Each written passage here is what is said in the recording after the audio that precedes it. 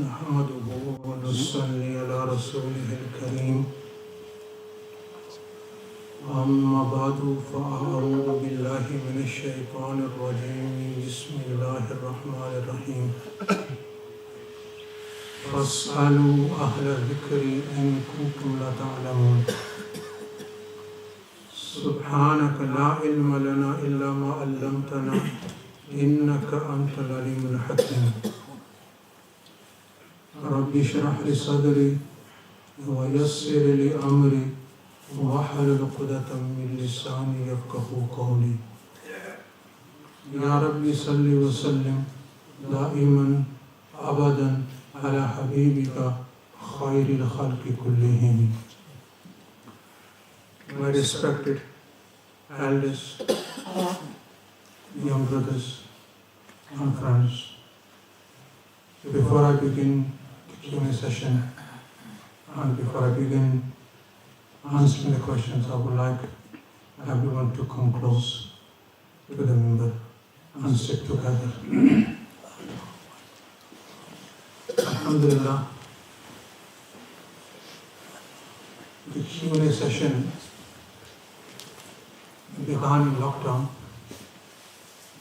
and since then it continued till now. I ask Allah subhanahu wa ta'ala to let it continue and make it means of our seeking the knowledge.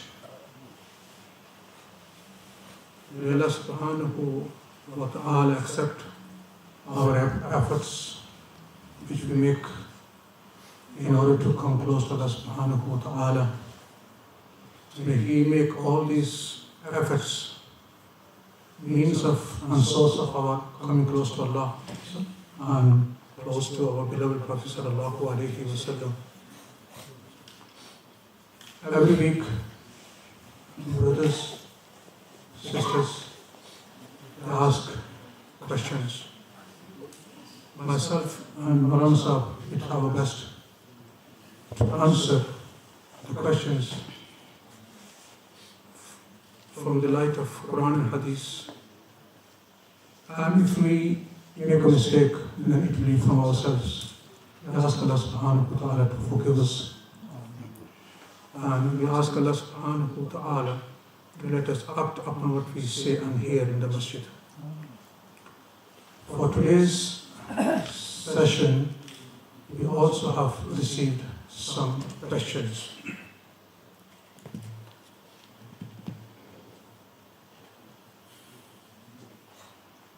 One of the questions is,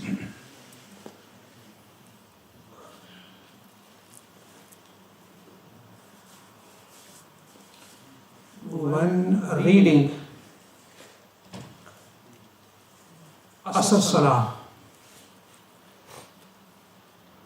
a local person behind someone who is traveling, a musafir, if the musafir forgets and reads 4 rakats instead of 2, does the muqtadi need to repeat the salat? First of all, you need to know upon what limit of traveling one has to read 2 rakats. In Sharia, according to Imam Abu Hanifa rahmatullah alayhi, if anyone travels 48 miles or more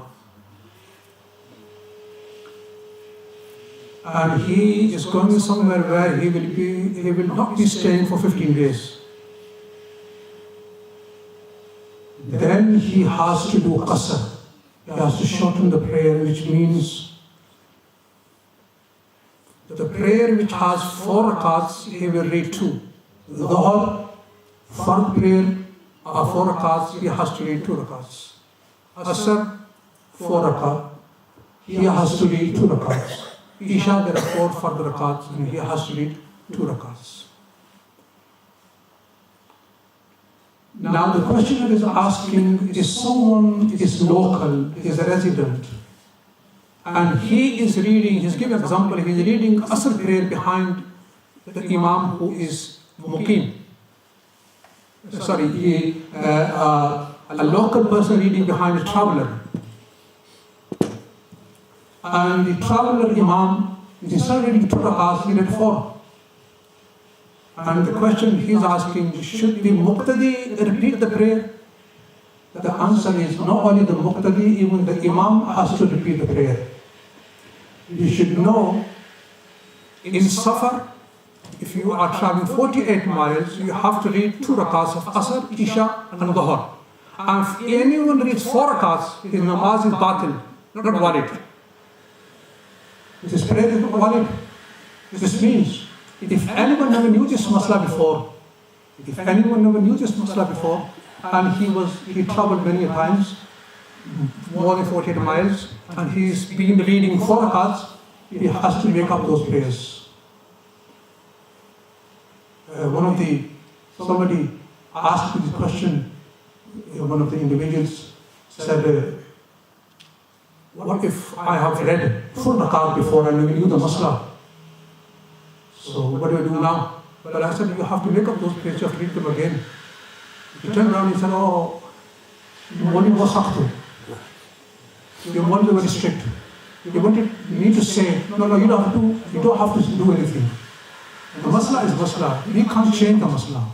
The Sharia masla we can't change. And let me say one thing. When the rulings of Sharia comes to you, and you may not understand, sometimes the person, he doesn't understand. Yesterday, from the Bukhari, from the book of Bukhari, I read saying a quotation of Ali radiallahu ta'ala. He said, he advised the preachers, the ulamas, that when you're preaching, make sure you say something that people understand. But somehow, even when the ulama mention something, very easy thing, sometimes people don't understand. They say, oh, I don't believe in this. Never say this.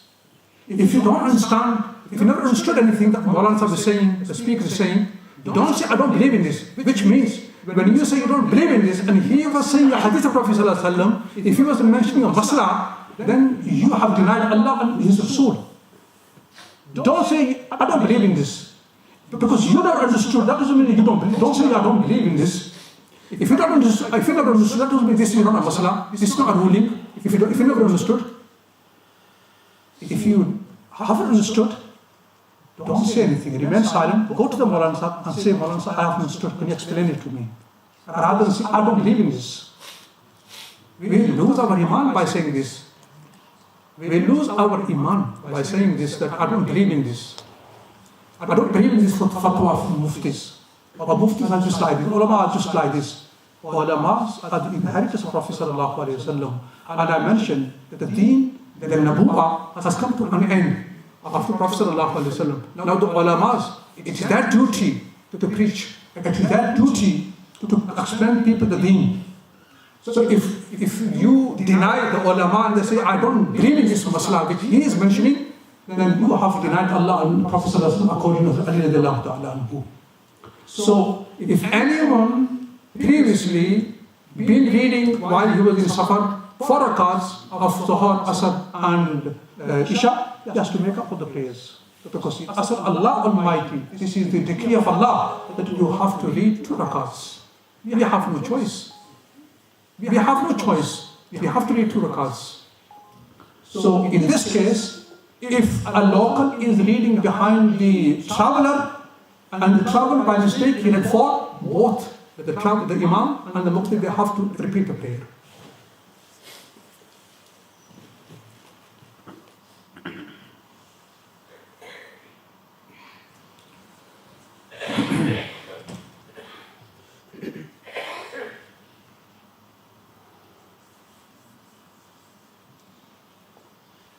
Someone is asking, do we have to ask the first wife permission to marry the second wife?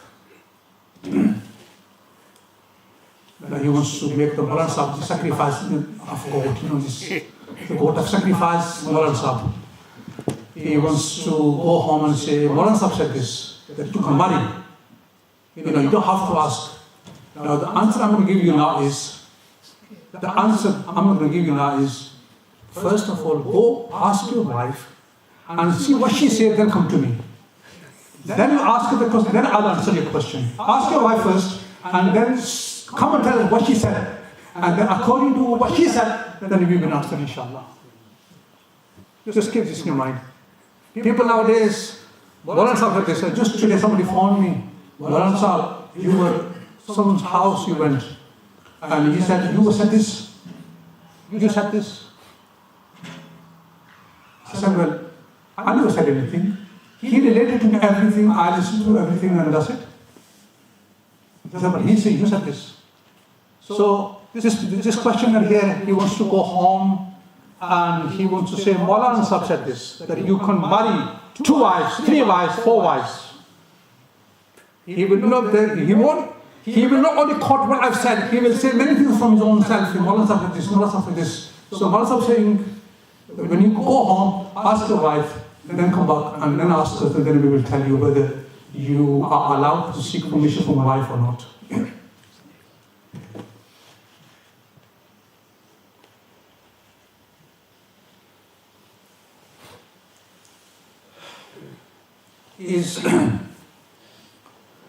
If someone makes a mockery of beard, someone's asking, if someone makes a mockery of beard, does his nikah breaks? Not only the nikah breaks, he loses the iman. Remember, every symbol of Islam, the beard, is the sunnah of our beloved Prophet sallallahu alaihi wasallam. Anyone who makes a mockery of the beard, then the ulama and the muftiyan ikram, they say his nikah breaks. Number 1, this nikah breaks. Number 2, he loses the iman. He should renew his iman. He should do tawbah. We should be very cautious, when we are joking. This beard is the sunnah of our beloved Prophet sallallahu alaihi wasallam. And Allah subhanahu wa ta'ala, anyone making mockery of the sunnah of his Prophet, then Allah subhanahu wa ta'ala does not like such people, and these people lose their iman. They lose their iman, the nikah breaks. He has to renew the nikah and he has to renew his iman both. One is someone doesn't keep a beard. This is another case. Anyone who's committing a sin and he's considering that I'm doing wrong, he's considering that I'm doing wrong, Allah subhanahu wa ta'ala does give tawfiq and ability to such people for tawbah. But anyone who's making a mockery of any matter of the deen, then Allah subhanahu wa ta'ala, these people, they never get tawfiq of tawbah. So never make a mockery of anything of deen or the religious people. In this day and age, we people, make mockery. Sometimes people make a mockery of the people, who have their garment over their ankles. They make a mockery of these people. They make a mockery of these people. Having a garment over your ankles is the sunnah of Prophet sallallahu alaihi wasallam. And people make a mockery of such people. You lose your iman. Because you're making not mockery of this person, you're making mockery of the sunnah of Prophet sallallahu alaihi wasallam. I mentioned yesterday, Prophet sallallahu alaihi wasallam said, "Jaddidu imanak," we should keep renewing your iman, keep renewing your iman. Why? Because we lose our iman by making mockery of our religion and our religious people.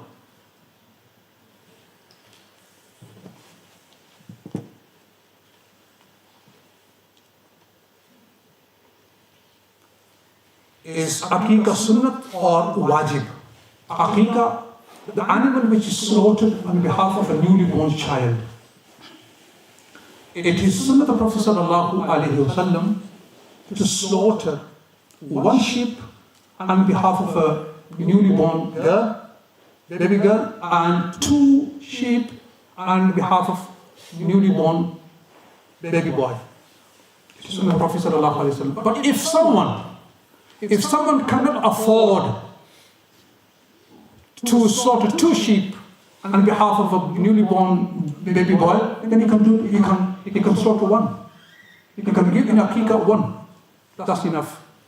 It is Sunnah of the Prophet sallallahu alaihi wasallam. Rasulullah sallallahu alaihi wasallam, when he gave the Aqiqah of Hassan and Hussein, he then gave one, because he couldn't afford more. He gave one on behalf of Hazrat Hussein radiallahu ta'ala anhu. So if anyone cannot afford it, he cannot afford two, so then he can give one on behalf of the boy. But if someone cannot afford at all, then it's okay. There will be no sin on him. And it has to be done on the 7th day after the birth of the child. Remember, if it has to be done after the 7th day after the birth, it is sunnah. And if not on the 7th day, the 14th day after birth. If not the 14th day after birth, then 21st day after birth. After that, it will not be sunnah, it will be nafal. If someone gives Aqiqah 21 days after the birth of the child, then it will not be sunnah, it will be just nafal. But if someone gives 40 days after the birth of the child, then it will still be sunnah of the Prophet sallallahu alaihi wasallam. Or if someone gives the Aqiqah 21 days after the birth of the child, still it will be sunnah, it will be considered sunnah. But after 21 days, if someone gives the Aqiqah, it will be just a nafal.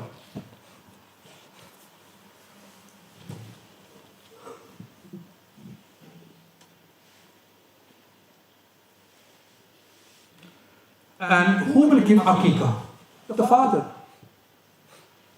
It is upon the father to give the Aqiqah, not the mother, the father. He has to give the Aqiqah. It is his zimmedari, his responsibility to give the Aqiqah.